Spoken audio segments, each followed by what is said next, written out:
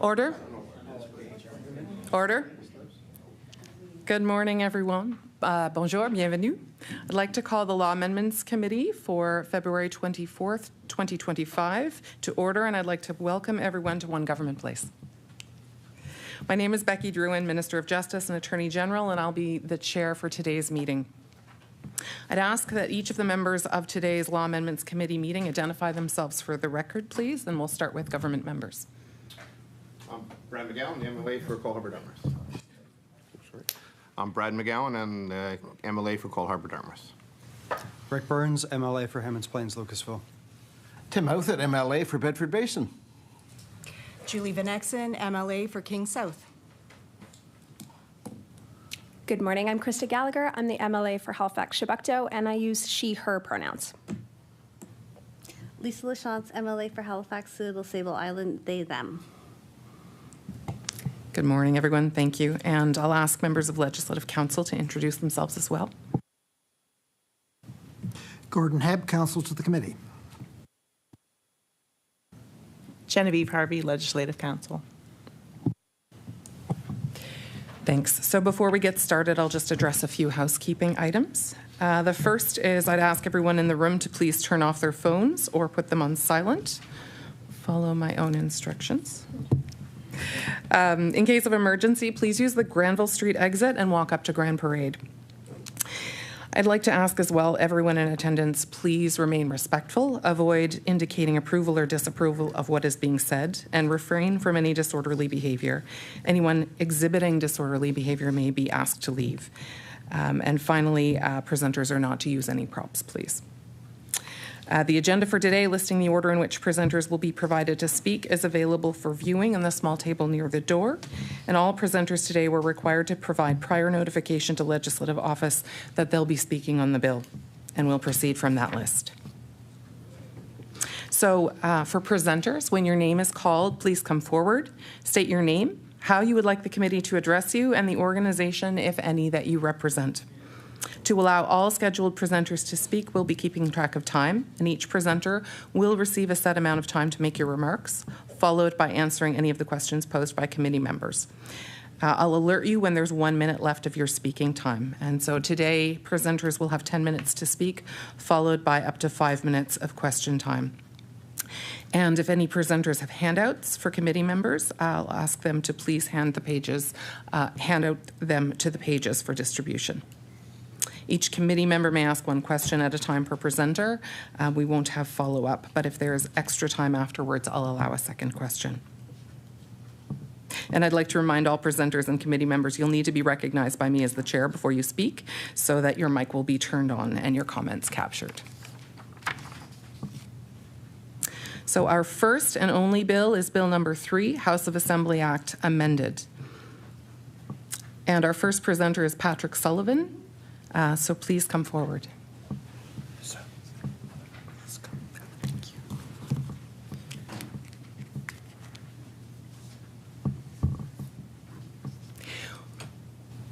Welcome. Would you please introduce yourself and how you'd like to be addressed, as well as the organization, if any, that you represent? Thank you very much, Minister, Chair. My name is Patrick Sullivan. I'm the President and CEO of the Halifax Chamber of Commerce. My pronouns are he, him. You can call me Pat. Thank you, Pat. You may begin, and I'll let you know when you have 1 minute. Great. Thank you very much. Sorry, I just turn on my timer here. Oh, I've lost it. Oh, well, I'm sure you'll keep me on track. Good morning, everyone, and thank you for the opportunity to present to the committee regarding Bill number 3, an act to amend Chapter 1 of the House of Assembly Act. My name is Patrick Sullivan. As I mentioned, I'm the President and CEO of the Halifax Chamber of Commerce. The Halifax Chamber of Commerce is a membership-based organization representing almost 2,000 organizations, both for-profit and not-for-profit organizations, with over 90,000 employees in the greater Halifax area.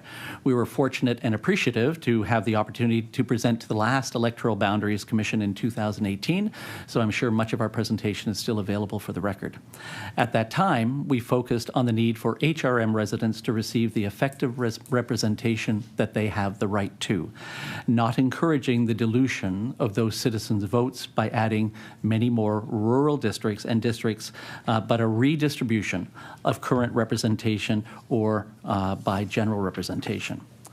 Relative parity of voting power is a prime condition of effective representation. Deviations from absolute voter parity, however, may be justified on the grounds of practical impossibility or the provision of more effective representation. Factors like geography, community history, community interests, and minority representation may need to be considered to ensure that our legislative assemblies effectively represent the diversity of our social mosaic. Beyond this, however, the dilution of one citizen's vote as compared to another's should not be countenanced. We acknowledge the Supreme Court's decision, but do believe we have seen and continue to see a significant loss of voter parity between Halifax and the other regions of the province. Since the last Electoral Boundaries Commission presented its final report in April of 2019, the population of Nova Scotia has grown significantly. Since 2021 alone, Nova Scotia's population has grown by more than 76,000 people. Halifax has seen approximately 47,000 of those people settle within the boundaries of HRM, or more than 60%. HRM currently has 47% of the province's population living within its borders, but only 41% of the MLAs. By our count, before the 2019 review, HRM had 21 of the 51 electoral districts when it should have had 24. And in 2025, HRM's representation has been diluted to 23 of 55 when it should have had approximately 26. We continue to believe that versus other provinces, we already have more representation per capita than required. Ontario has, for example, approximately 100,000 residents per MPP versus Nova Scotia's 17,000. And you can probably see this yourself with the seats in the legislature. Adding more districts is not adding more effective representation, but increased complexity and cost. It's also critical that Halifax receives appropriate provincial representation that is consistent with its population and its contribution to the provincial economy. Therefore, the amendments to the House of Assembly Act submitted under Bill Number 3 are concerning to the Halifax Chamber and its members for several reasons. Number one, rather than an independent and complete review of the electoral boundaries under the regularly scheduled process outlined in Section 5 of the House of Assembly Act, this amendment legislates this Independent Electoral Boundaries Commission to create another protected rural electoral district only. The current average population, the current average population of all 55 electoral districts is approximately 17,000. Of HRM's 23 districts, 16 are above that number, with almost half exceeding 20,000 members or people, and one exceeding 25,000. The creation of a new district in Cheticamp could theoretically split the district of Inverness at approximately 17,000 residents into two, further diluting the vote of HRM residents regardless of the reasons for the change. We believe these outcomes could be achieved in other ways and should be part of a complete electoral boundary review. Halifax is already due approximately 3 seats to represent its percentage of the Nova Scotia population, with an additional 47,000 people since 2021, and one could argue that they're entitled to another 3 for a total of 6. Currently, under Section 5 of the Act, an Independent Electoral Boundaries Commission should be appointed within 10 years after the last change in electoral districts, and at least once every 10 years from December 2012. That would have dictated a new commission to be appointed by April 2029 based on the previous boundary changes having been made in April 2019. This bill would could theoretically push the next legislative complete boundary review to 2035 after this new district in Cheticamp is enacted through this legislation in 2025. With the current population growth in the province, this review would further disadvantage the representation of citizens living and working in Halifax, where this population, where this population growth is more prevalent and where the economic activity accounts for more than 50% of the province's GDP. I'd like to encourage encourage our elected representatives to ensure electoral boundary changes like these are not legislated as one-offs to satisfy the needs of a specific region or a special interest group, or even a Supreme Court ruling, but that the current articles of the House of Assembly Act are allowed to be enforced as written, and that a complete boundary review be undertaken as scheduled, or earlier if circumstances dictate, by a legislated independent commission. In summary, with 47% of the Nova Scotia population residing in HRM, the region was underrepresented with 51 provincial MLAs in 2018. This representation was further eroded with a 2019 change to 55 MLAs, and will be eroded once again with a one-off boundary change legislated in this amendment. Please amend the legislation to allow an electoral boundary commission that will ensure adequate representation of each region of our province in the legislature, and have an independent review as expected, either by 28 or 2029. Thank you very much. Really appreciate the opportunity to speak to you today. Thank you so much for your comments, Pat. We will now open the floor to questions from MLAs, and there will be 8.5 minutes remaining for that.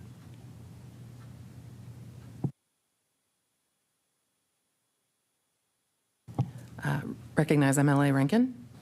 Thank you, Madam Chair. And just a question, because you mentioned the other provinces, some of them like Ontario representing 100,000 people. I notice in HRM there's 16 councillors, so they represent significantly more people than MLAs, which I think is an oddity. Does the Chamber or even yourself have a view on what the right number is on how many MLAs we should have total in the province, or a ratio of, it sounds like you're indicating there should be less MLAs to get to the point, but is there any kind of recommendation or position that the Chamber takes in terms of just how overgoverned we are, and quantifying that and basically saying it sounds like there should be less MLAs. How many MLAs do you think we should have total? Well, sorry. Recognize Pat, please. Thank you, Madam Chair, and through the chair.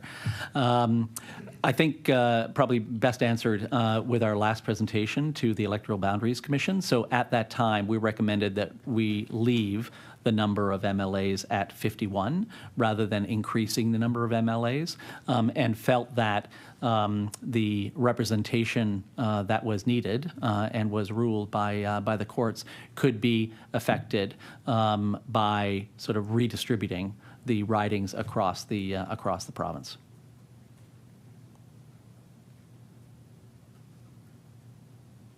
Are there any further questions?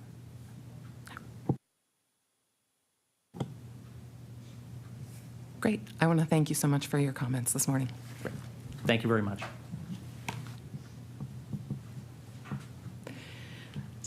Our next presenters are Jules Chesson and Denise Camo-Desault, who will be joining us virtually. I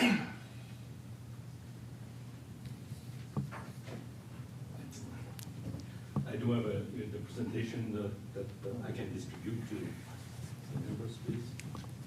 The page will come and help you with that.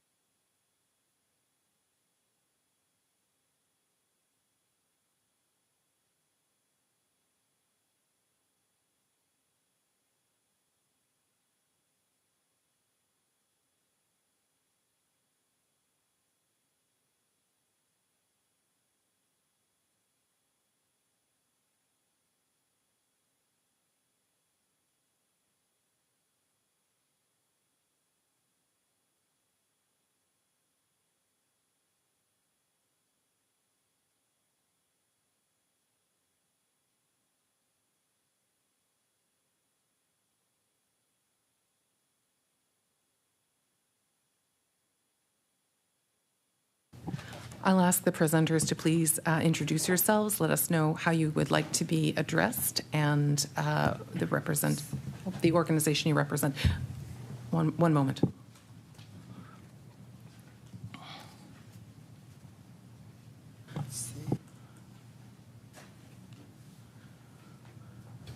Just one moment while we make sure we have our virtual presenter online. Okay, thank you.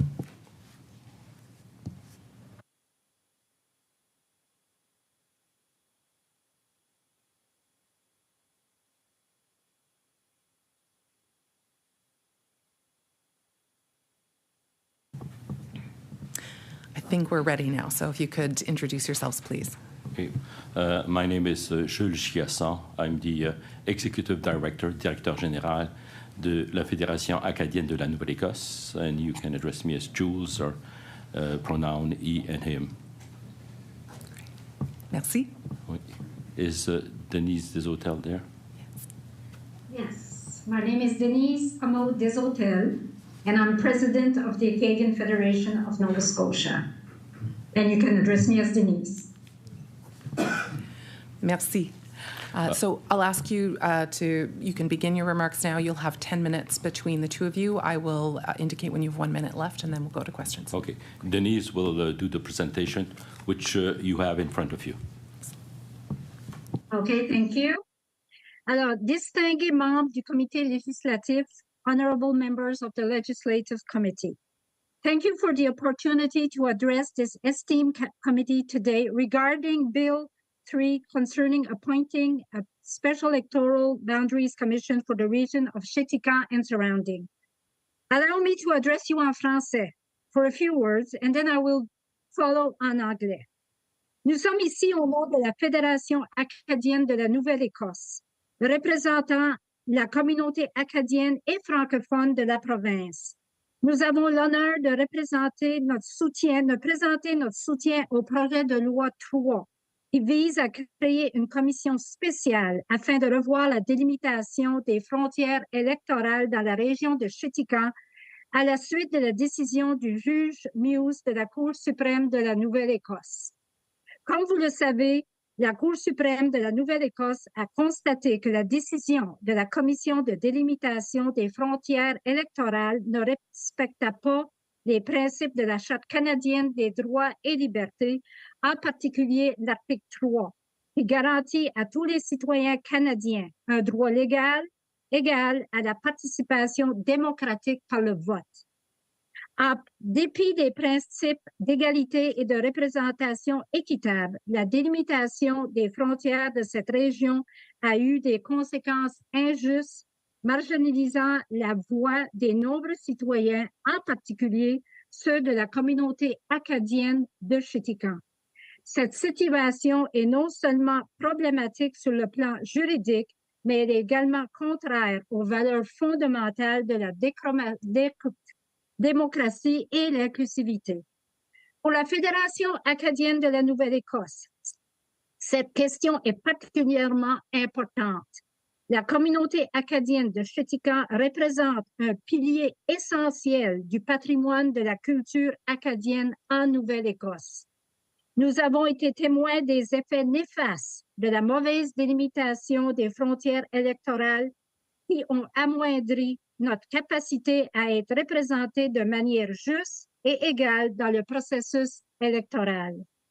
La Fédération acadienne de la Nouvelle-Écosse soutient fermement la création d'une commission spéciale pour revoir immédiatement la délimitation des frontières électorales pour la région de Chitika. Une commission indépendante et impartiale est la meilleure voie à suivre pour garantir que la répartition des circonscriptions respecte les principes de la Charte et assure une représentation équitable pour tous les citoyens de cette région. This bill, in alignment with the recent decision of the Supreme Court of Nova Scotia, marks an important step in addressing the concerns raised regarding the electoral representation of the Acadian community in the Chitika region. In light of the court's ruling, it is critical that we move forward with both urgency and thoroughness to ensure that the rights of our citizens are respected and upheld. In its recent ruling, the Supreme Court found that the decision of the majority of the Electoral Boundaries Commission to not create an exceptional electoral district for Chitika violated Section 3 of the Canadian Charter of Rights and Freedoms, which guarantees the right to effective voting and candidacy. Specifically, the court ruled that the lack of distinct electoral district for an Acadian community in Chitika resulted in an infringement on their voting and representation rights. This decision allowed a frequent request that has been brought forward by the Acadian community, which highlighted the need for better representation of their population. As the court concluded, Section 4 of the House of Assembly Act, which pertains to the composition and boundaries of the House, was found to be invalid in its current form, insofar as it failed to ensure adequate representation for the people of Chitika. However, the court has suspended this declaration of invalidity, providing the government with a timeline of 20 months to correct the issue and rectify the infringement. Premier Tim Houston, in recognizing the court's decision, affirmed the government's commitment to respecting the right of every Nova Scotian to have effective representation in the legislative process. As stated by the Premier, the government accepts the court's decision and appreciates the dedication of the Acadian community to advancing this important issue.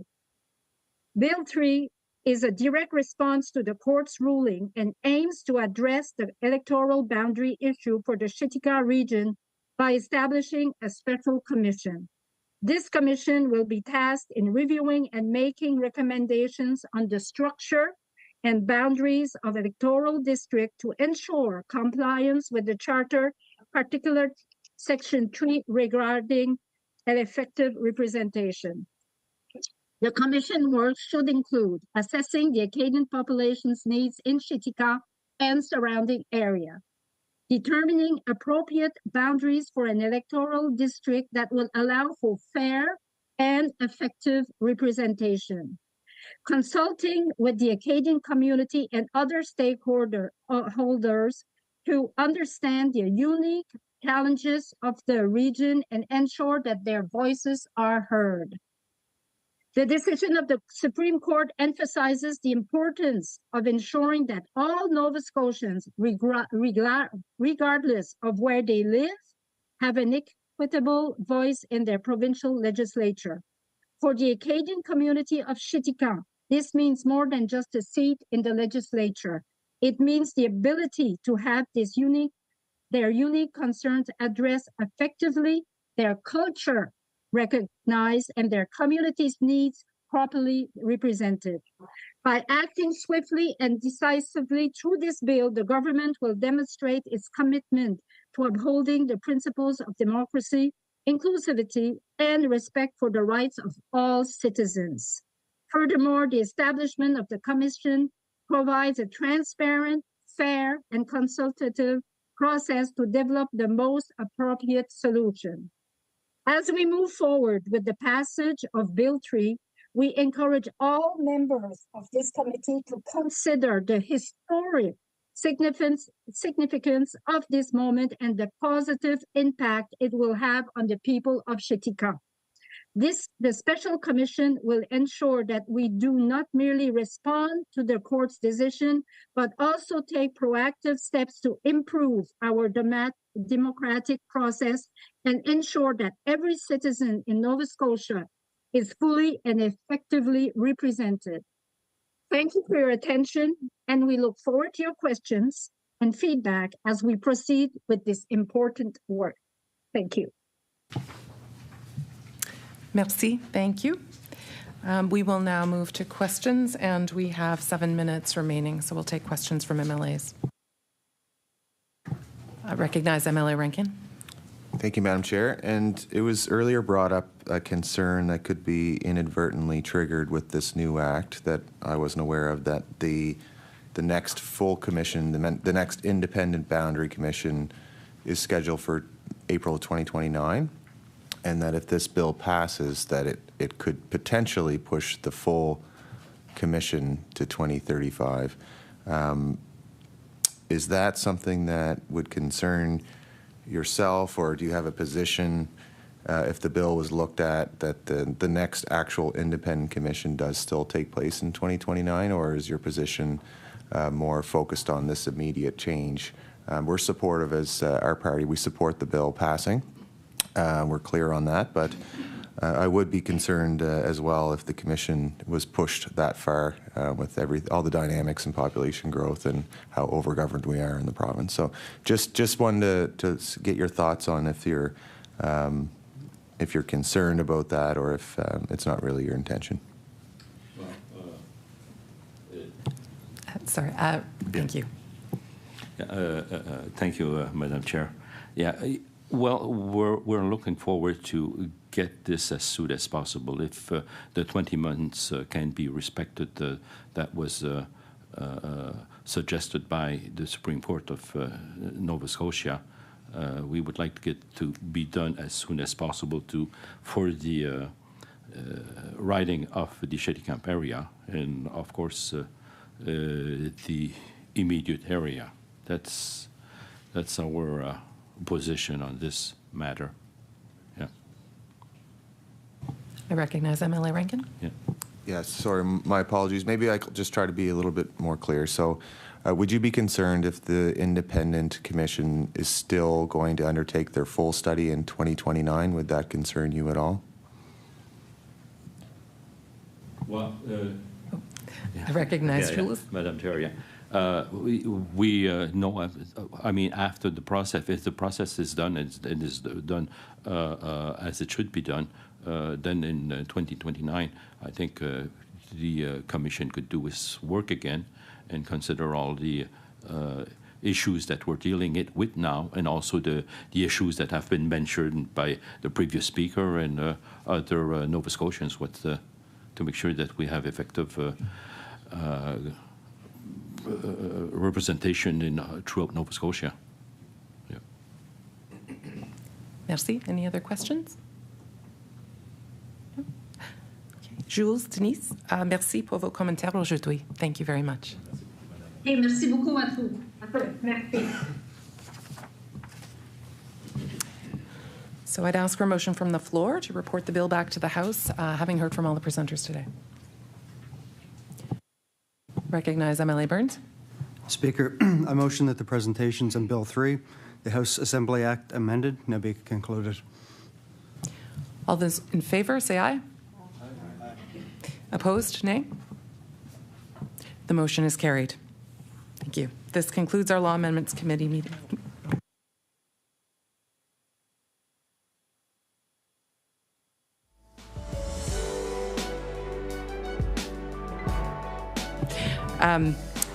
Just to ensure that we have the correct motion, I'm looking for a motion from the floor to report the bill back to the House.